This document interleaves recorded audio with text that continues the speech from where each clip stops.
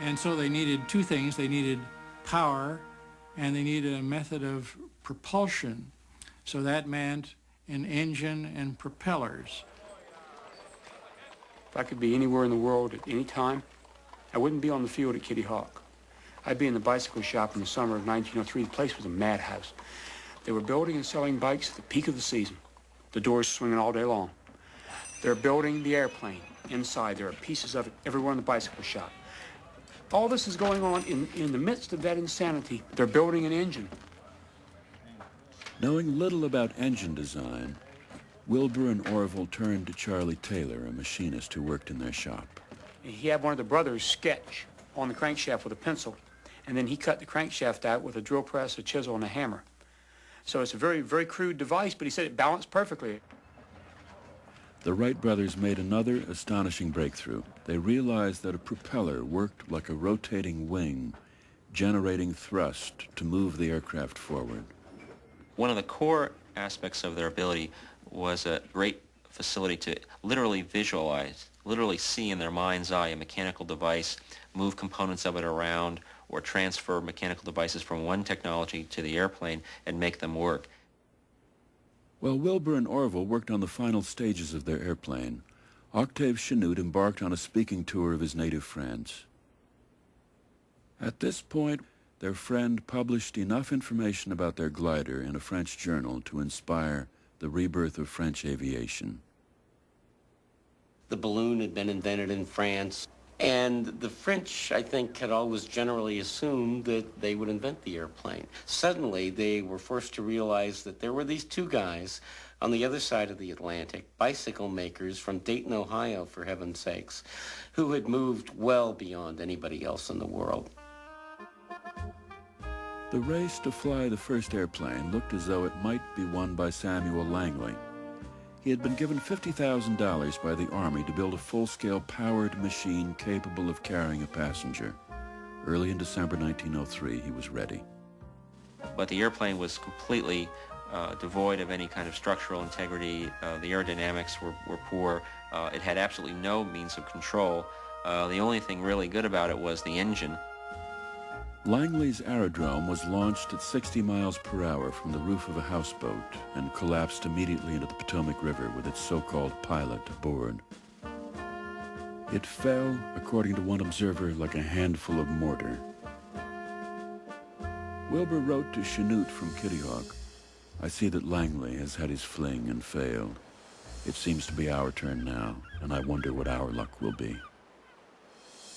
On December 17th, the Wright brothers were ready with their new machine, now outfitted with a lightweight engine and two propellers. The day dawned cold and clear. Wilbur and Orville rose early and dressed in their customary business suits. The wind's blowing straight off the ocean about 30 miles an hour, wind chill 4 degrees. They cooked breakfast and they straightened up and they waited for the wind to break. They hung out the signal flag on the side of the shed so that the members of the U.S. Life-Saving Service crew would know to come up the beach and give them a hand. Because, you know, maneuvering the airplane out of the shed takes some assistance. One of the local men said when the brothers shook hands, it looked like two men that were never going to see each other again. Orville took his place at controls and Wilbur held the wingtip. They had taken John Daniels aside beforehand, and they said, "We need a picture of this." They've been taking pictures of everything. And they were ready to go, and Orville flipped the little gadget on the bottom of the leading edge of the wing that released the machine. The machine began to crawl forward. Finally, after about 45 feet, it lifted into the air. 120 feet, 12 seconds later, it touched the earth. Humanity had flown. When they approached John Daniels about the picture, he got so excited when he saw the machine lift into the air that he forgot to do anything. He didn't think he'd squeeze the ball. This is it.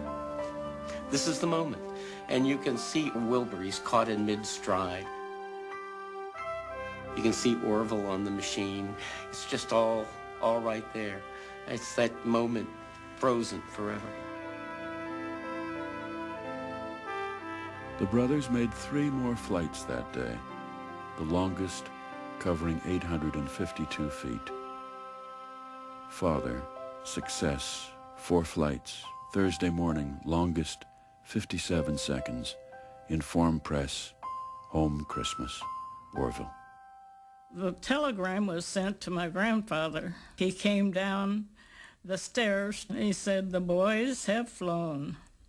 Well, I could hardly believe it. I could hardly believe it. Wilbur and Orville hurried home for Christmas. I was in the 2nd grade, and I was thinking of Christmas. Wilbur took care of the turkey. He loved to make the dressing. He made a thing of it, and he'd say, "Oh, 'tis a fine bird," and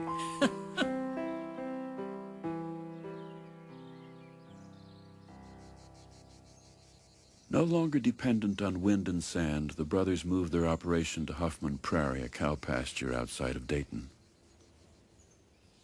For an airplane to be practical, they knew it had to go farther than 852 feet. Soon after their return, the Wright brothers invited more than 100 reporters out for a demonstration. The weather was really bad. It was raining. Again, the wind was really light. They ran back and forth along the track without getting off the ground. They finally did kind of bounce into the air. And the reporters saw this and kind of shook their heads and said, huh. And they all turned around and walked away, convinced that Wilbur and Orville Wrights weren't, in fact, flying.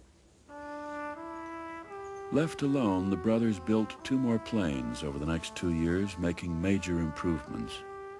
Using a catapult to launch their flyer in the light winds over Huffman Prairie, they were flying figure-8s by the summer of 1905 and making flights as long as 30 minutes. Eventually, a few local reporters began to take notice. Wilbur wrote Chanute, "Intelligence of what we are doing is gradually spreading through the neighborhood, and we are fearful that we will soon have to discontinue experiments.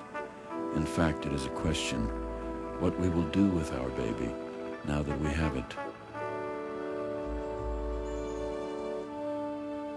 Imagine yourself as the Wrights in 1905. You've got this incredible, miraculous, uncanny invention, but what do you do with it? How do you sell it? It can't be sold as a transportation tool, a way to commute, because it requires a special launching apparatus to leave the ground. It can't carry more than one other person, and that person can't weigh too much. So it's very constrained by its potential. The logical step for the Wright brothers was to go to the U.S. War Department, which had backed Langley's experiments. But they didn't have their patent yet, and were afraid that if they flew publicly, someone would steal their invention. So Wilbur and Orville decided to stop flying and try to market their machine without actually showing it to anyone. Being good Americans, the brothers began with a letter to their congressman, the Honorable Mr. Nevin. "We have a flying machine of a type fit for practical use. It not only flies through the air at high speed, but it also lands without being wrecked." What they said to people essentially was, look, you don't have to pay a single red cent. Once the contract is signed, you'll establish certain specifications that you want our machine to meet. We'll go out and conduct a demonstration. We'll prove to you we can do all the things you insist on. And only when all of that's done will you have to pay us for our invention.